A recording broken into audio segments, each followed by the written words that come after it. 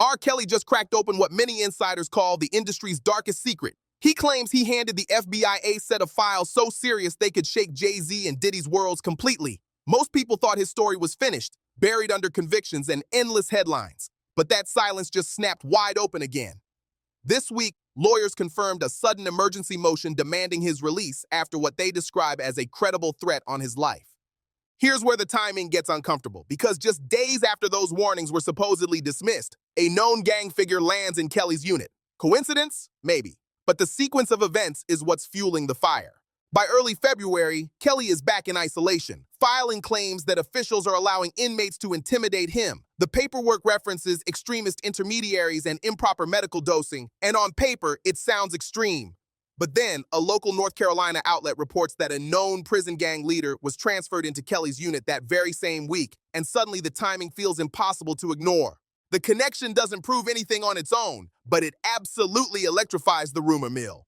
A source close to Kelly's lawyer insists he warned federal marshals 3 days before the transfer and was completely ignored. When asked, prison spokespeople say no such warning exists on record, but that answer starts falling apart fast. There's a time-stamped email from the attorney's office now circulating among reporters that says the warning was sent, clearly and directly. Once that document surfaces, the story shifts tone instantly.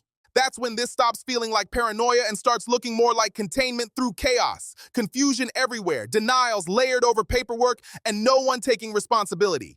The emotional current driving this story isn't justice, it's survival. People who once mocked Kelly's downfall now whisper that he may be holding evidence considered too dangerous to suppress cleanly. His recent filings reference compromising recordings, private gatherings, and commercial transactions tied to silence, and that wording doesn't feel accidental.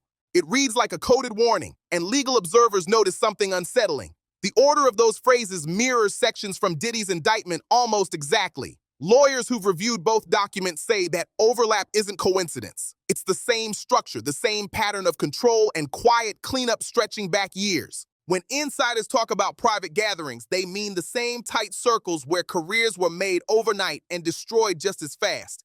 Kelly was there from the beginning, and that history is what's making people nervous now. If he's truly decided to talk, this isn't about exposing one scandal anymore. It's about dismantling an entire system that's been protected for years. That idea alone flips the reaction instantly. Public response swings hard between pity and disgust. Comment sections on major outlets split straight down the middle. Half call him delusional, half say he's the only one brave enough to speak now that his power is gone. And that contrast shows where the real pressure lives. The real movement happens off camera, though. Attorneys representing former associates of both moguls quietly start requesting sealed meetings. One of Diddy's former assistants suddenly deletes her account after posting a cryptic line saying, "Everything connects." Fans screenshot it immediately. By the next morning, the post is gone, wiped clean. For an industry built on control, that kind of digital purge doesn't signal confidence, it signals fear. And fear usually means the truth is getting uncomfortably close. The timeline only deepens the suspicion when you line it up. Kelly's motion lands on January 23rd. Diddy's team files a procedural delay on January 25th. JayZ's company scrubs old collaborations on January 26th. The sequence feels tight, deliberate, and impossible to brush off as random. Kelly collapses on January 27th, and suddenly 4 straight days of coincidences stack back to back. Analysts might label it pattern recognition, but insiders use a different word entirely: cleanup. One producer who worked with all 3 men says the timing feels way too synchronized to be random. He's not talking about friendship or history, he's talking about containment, a shared interest in keeping a vault sealed tight. According to him, that vault allegedly holds recordings of private exchanges involving people who now run billion-dollar brands, and that kind of material makes everyone nervous. Every attempt to paint Kelly as delusional only fuels more curiosity. The harder the narrative gets pushed, the louder the questions grow. The more the Bureau denies involvement, the more leaks start bubbling up from inside. A guard from Kelly's unit tells a regional paper that all surveillance footage from the day of the collapse was placed under technical review and made unavailable to staff. Then another source inside the same prison flatly contradicts that story, saying the cameras were working just fine, but the footage was redirected straight into federal custody. That contradiction alone keeps the story alive and burning. Neither explanation fits normal protocol, and that's the problem. Both versions suggest someone else controls the evidence now. When control shifts away from an institution and into unnamed federal custody, it signals this isn't about one inmate anymore. It's about what he knows and who's nervous about it coming out. People close to the entertainment side frame this as a containment war. JayZ protects an empire through silence and distance. Diddy protects his through loyalty and tight circles. Kelly threatens both, not through power, but through confession, and that flips the balance completely. The stakes here aren't moral, they're financial. If Kelly's alleged evidence ever surfaces, endorsement deals could collapse, licensing agreements could evaporate, and every major label tied to those deals faces exposure. That's why executives who once avoided his name are now quietly hiring private investigators to figure out what he's really saying. One entertainment attorney puts it bluntly: if he's bluffing, they ignore him. If he's not, they're all exposed. And the danger isn't physical, it's reputational and generational. An empire built on music and myth doesn't fall from noise. It fractures when proof shows how that myth was protected. By midweek, reporters notice something subtle but important. The language from official sources starts shifting. Softer here, narrower there, like the story is being slowly boxed in, and that shift alone speaks louder than any denial. The Department of Justice quietly stops using the word fanciful and switches to unsubstantiated. And that shift matters a lot. That's not a denial, it's hedging. It leaves room for future findings without admitting anyone was wrong before. On paper, it looks bureaucratic, but inside this story, it's seismic. It signals that someone higher up doesn't want to be caught flat-footed later. At the same time, Kelly's health reports leak again, this time showing his dosage chart altered after admission. Hospital spokespeople wave it off as a clerical correction, but lawyers aren't buying it. They call it potential tampering. For the first time, mainstream outlets cautiously start using the phrase possible retaliation, and that's a major shift. What started as rumor now sits just one step away from a recognized scandal. The contradictions are stacking too cleanly to ignore. Diddy's legal silence clashes hard with his usual loud, confident style. JayZ's carefully curated calm suddenly feels more like staging than confidence. Both men built their reputations on control, yet their reactions now feel guided by fear instead of strategy. And sitting right in the middle of it all is Kelly, isolated, weakened, but somehow controlling the narrative anyway. It's a complete inversion of expectations. No one predicted the accused turning whistleblower, the prisoner dictating headlines. Each new FBI denial, each deleted post, each quiet court adjustment only tightens the tension. The truth doesn't look buried, it looks delayed. The question isn't whether he's lying anymore. The real question is why so many powerful people are suddenly acting like he's telling the truth. By the end of the first week of February, one thing becomes impossible to ignore. This is no longer about the claims of a single inmate. It's about the architecture of control that helped build and protect an entire generation of stars. When one major name starts wobbling, the rest don't just feel it, they risk coming down with it. Federal agencies move like the threat is external, but insiders quietly say the danger is coming from inside the system itself. It starts to look like a system turning inward, eating itself from the edges. The documents, the sudden hospital episode, the missing footage, and the synchronized legal motions all line up too cleanly to dismiss. What was supposed to feel like noise now looks structured, and patterns like this don't fade on their own. Somewhere between official statements and sealed files, the real story just sits there waiting.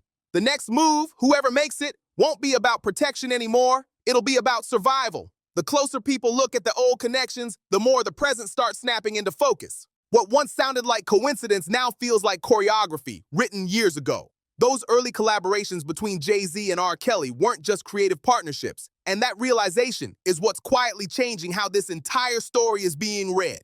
They weren't just collaborations, they were mergers of power. Two empires testing how far silence could stretch before it snapped. Back then, insiders say entire teams were quietly paid to keep private behavior contained long before lawsuits and televised trials ever entered the picture. Control came first, exposure came last. When Diddy's name entered that same inner circuit, the triangle locked in tight. They shared producers, lawyers, even security personnel. The overlap wasn't accidental, it was operational. One retired guard now claims the protection protocols used during those tours look almost identical to what's being described in recent court filings, and that detail raises serious questions. Money allegedly moved through shell companies. Personal staff were bound by iron-tight NDAs. That left no room to speak out. It was never just about music, deals, or performances. It was about control, pure and simple. Every layer pulled back now reveals a pattern that's both financial and psychological. JayZ's empire runs on precision and distance. Diddy's thrives on excess and loyalty. Kelly's relied on manipulation. Different styles, same foundation, absolute secrecy. And when one structure starts leaking, the others shake because the architecture is shared. What once looked like isolated lawsuits now snap together like a map. The 2019 civil filings tied to Diddy. The long-ignored concerns raised around Kelly's studio environment, now reframed carefully and responsibly. Even an old offhand remark from Nas years ago suddenly feels loaded. A source who worked for a major label during that period says executives operated with a quiet understanding, an unspoken rule that some doors stayed closed no matter what, and that silence is what's finally being tested now. If one scandal ever erupted, the others would rally instantly to contain it, truth aside. That's why federal movement right now feels less like justice and more like collapse. The very institutions built to protect talent are scrambling to protect themselves instead, and they can't even agree on who gets sacrificed first. This pattern stretches far beyond any single person. Industry veterans describe the early 2000s as an ecosystem of mutual silence. Favor for favor, secret for secret. One deal bought radio time, another quietly erased an accusation. It worked for years until the wrong secrets collided and the system couldn't absorb the shock anymore. When older files tied to Aaliyah were reopened, that ecosystem visibly trembled. Her story sits at the center, the unspoken hinge that links all of it together. People avoid saying it out loud because it exposes where the power really came from and how it was protected. The men who built empires on control were also built by that silence. Once the silence cracks, every spotless legacy turns into a question mark. Insiders now whisper about archive contracts between Kelly's label and two major distributors that include personal service clauses quietly flagged for legal review. On paper, the term sounds corporate and harmless, but according to one attorney familiar with the era, it was coded language, something everyone understood without ever writing it plainly. If those clauses are fully examined, they could be the thread that unravels the entire facade. A former executive tells reporters the panic feels biblical. Too many people, too much history, and way too much to lose. There's talk that certain footage now in federal possession doesn't just involve Kelly, but others who were shielded for years by corporate intermediaries. Whether that claim is fully true almost doesn't matter anymore, because the fear alone is enough to move millions and freeze decision-makers in place. JayZ's inner circle responds by flooding the news cycle with charity headlines and polished appearances, keeping everything bright and clean on the surface. Diddy's camp does the opposite, pulling back behind legal walls and saying nothing at all. And right in the middle of it all, Kelly sits in isolation, watching the system react to him instead of the other way around. Maybe he sees it as revenge. Maybe he's just watching an empire he helped build strain under its own weight. Either way, the question now hangs over every office, every studio, every boardroom the same way. Now, if he really has the evidence, what's actually safe to deny anymore? Did federal agencies move to protect the system, or are they quietly preparing for it to fall? How much of what the public accepted as genius was really leverage, dressed up as brilliance? And if the next name drops, who walks away untouched? The silence around that question is growing louder by the day. And one thing is clear, this story isn't finished yet. Now the backlash shifts fast from rumor to retaliation. Publicists scramble.